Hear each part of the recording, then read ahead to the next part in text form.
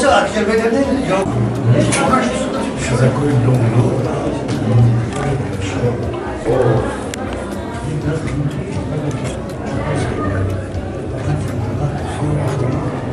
Перетяжка?